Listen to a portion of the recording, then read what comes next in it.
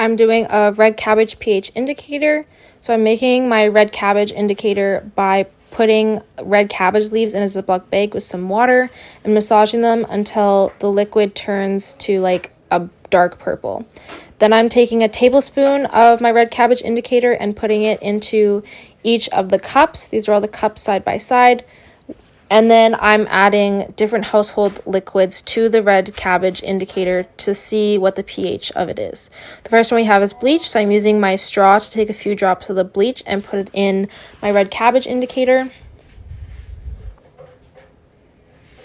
Then I'm mixing it up, and here it changes to a dark blue color rather than the original purple color that it started. This is it next to an original color.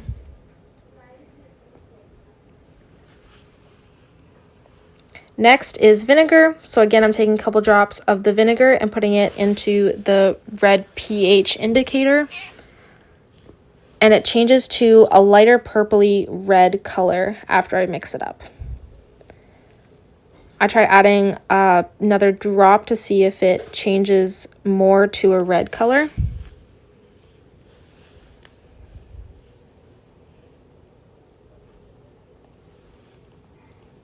This is it next to an original.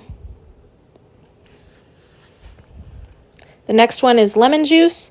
So I'm putting a couple drops of lemon juice in there, mixing it up, and it immediately changes to a more red purple. Next to an original. The next one is water.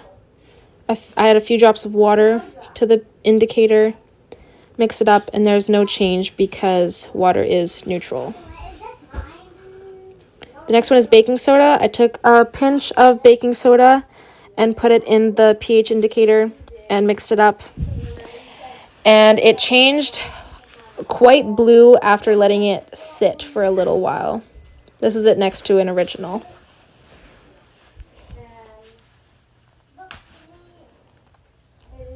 The next one is dish soap. I added a couple drops of dish soap in there into the red pH indicator.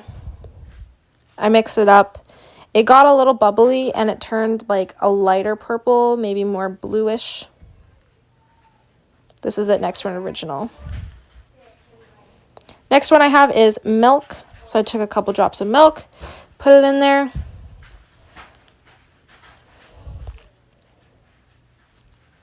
And it got a little bit lighter in color and a little bit more blue.